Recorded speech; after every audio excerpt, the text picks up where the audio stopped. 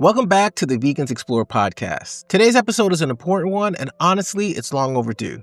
We're talking about type 2 diabetes, not the surface level version most people hear, but the deeper conversation that rarely makes it into exam rooms, headlines, or social media clips. This episode is not about blame, it's not about fear, and it's not about extremes. It's about understanding what is actually happening inside the body, why so many people are confused, and what science really says when you strip away the noise. If you or someone you love is dealing with diabetes, prediabetes, insulin resistance, or blood sugar instability, I encourage you to listen all the way through. Let's explore this together. For decades, the dominant message around diabetes has been simple. Sugar is the problem, carbohydrates are the enemy, and diabetes is progressive and permanent. That narrative sounds logical on the surface, but it leaves out critical biology. Type 2 diabetes does not begin with sugar. It begins with insulin resistance. Insulin is the hormone responsible for moving glucose out of your bloodstream and into your muscles and liver cells so it can be used for energy. When insulin works properly, blood sugar stays in healthy range. When insulin resistance develops, that process breaks down. The question is not why glucose exists in the blood. The question is why insulin can no longer do its job. Here's where the conversation shifts. According to decades of research and reinforced by experts like Dr. Neal Barnard and the team behind Mastering Diabetes, the primary driver of insulin resistance is excess fat, especially saturated fat accumulating inside muscles and liver cells. Think of insulin like a key. Now imagine the lock is filled with grease. The key still exists, the door still exists, but the mechanism cannot turn. The grease is intercellular fat. When diets are high in animal products, added oils, and processed fats, fat particles accumulate where they do not belong. As a defensive response, muscle and liver cells reduce their sensitivity to insulin. Glucose gets trapped in the bloodstream, not because carbohydrates are inherently harmful, but because the system is already congested. This is why so many people eat fruit and potatoes and see blood sugar spikes, not because those foods cause the problem, but because they expose an existing one. This is where confusion deepens. Many people try low carbohydrates or ketogenic diets and see their blood sugar numbers improve quickly.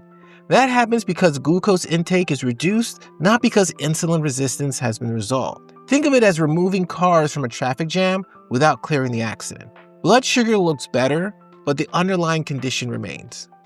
Over time, insulin resistance often worsens, saturated fat intake remains high, and kidney stress increases, and long-term risk rises. Multiple long-term studies show that while low-carbohydrate diets may suppress symptoms, they don't restore insulin sensitivity. They manage diabetes, but they don't reverse it. Now let's talk about what happens when the opposite approach is taken. When people shift towards a whole food, plant-based pattern that is naturally low in saturated fat and rich in fiber, several things happen simultaneously. Fiber intake increases, saturated fat intake drops, inflammation decreases, excess intercellular fat begins to clear. As muscle and liver cells regain insulin sensitivity, glucose can now once again enter the cells efficiently. Blood sugar stabilizes, insulin demand drops, medications can often be reduced under medical supervision. This phenomenon has been documented in medical literature for over 100 years, yet it remains largely absent from mainstream diabetes education. Cyrus Kambata and Robbie Barbaro from Mastering Diabetes are living examples of this physiology. Both live with type 1 diabetes, both consume carbohydrate-rich whole plant foods, including fruit, both require less insulin while maintaining stable blood sugar. This is not theory, it is biology in action. Another major issue is that diabetes is often discussed as if it's a single condition. It is not. There's type 1 diabetes, an autoimmune condition where insulin-producing beta cells are destroyed. There is type 1.5 diabetes, also autoimmune but slower progressing. There's prediabetes, which affects tens of millions of people. There is type 2 diabetes, which is largely driven by insulin resistance and is reversible in a majority of cases. And there's gestational diabetes, which increases long-term risk if not addressed. Understanding which category someone falls into matters because the solutions are different. But insulin resistance plays a central role in most cases. If you want clarity, there are a few key lab values to understand. Fasting blood glucose, A1C, fasting insulin, and C-peptide. Fasting insulin is especially important, yet rarely discussed. Elevated fasting insulin indicates insulin resistance long before blood sugar rises. By the time glucose is elevated, the condition has already progressed. This is why early intervention matters. This topic is controversial because it challenges deeply ingrained narratives. Medical education includes very little nutrition training. Industry influence shapes guidelines.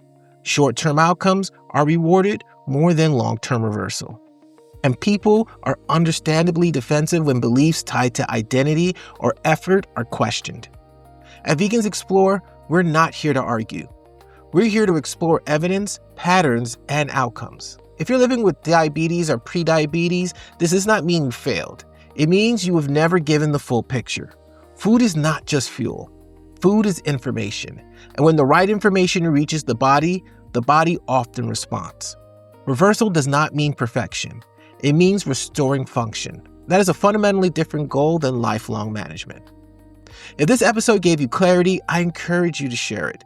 Not to convince anyone, but to offer another perspective. Follow Vegans Explore for more conversations like this. We're not here to tell you what to do.